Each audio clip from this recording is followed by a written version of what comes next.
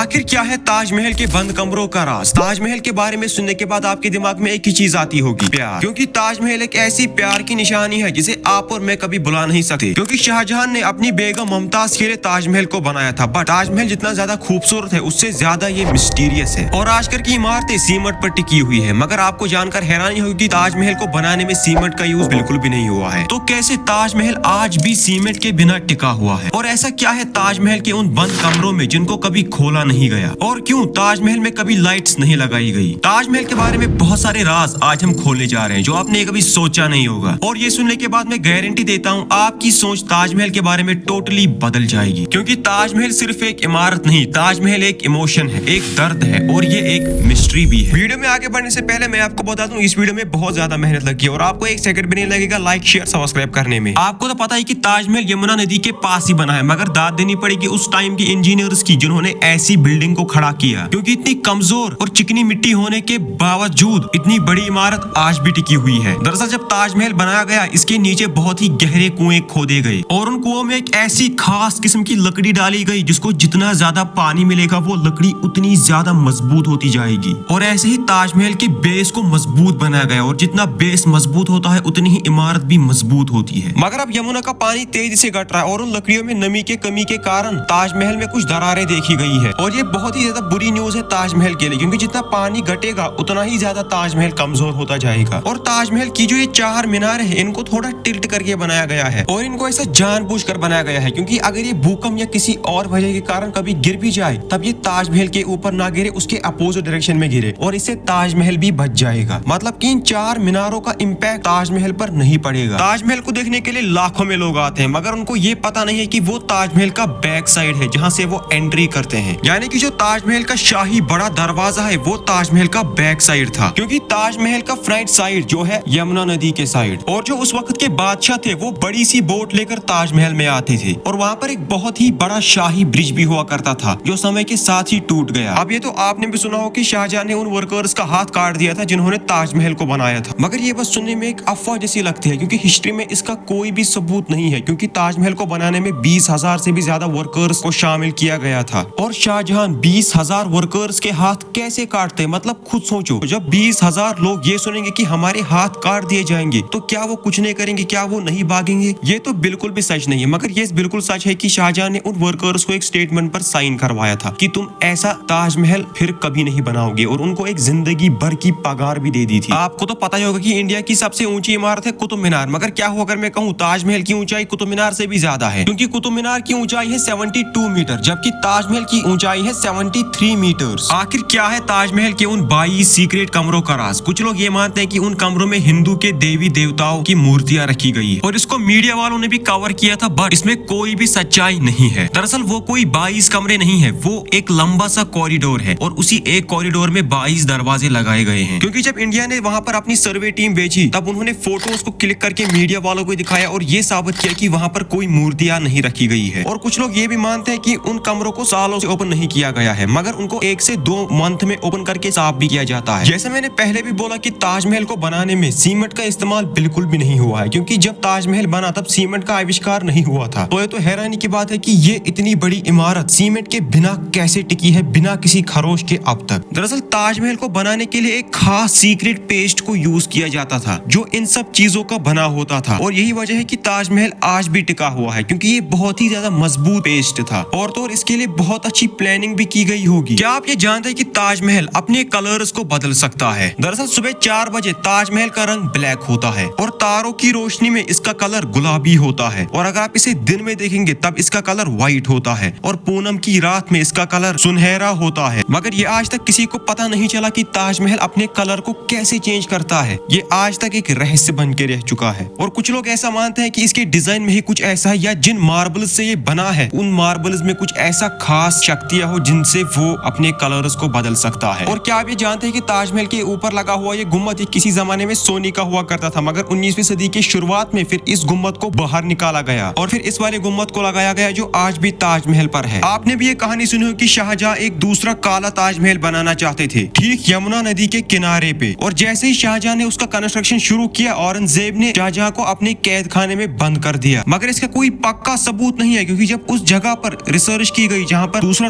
ताजमहल बनने वाला था वहाँ पर कुछ भी नहीं मिला। ये बस एक कहानी है, बस एक झूठी कहानी है और कुछ भी नहीं। अब इस वीडियो को देखने के बाद आपका ताजमहल का देखने का नजरिया बिल्कुल बदल चुका होगा। आप इसी बात पर लाइक और सब्सक्राइब करके जाना।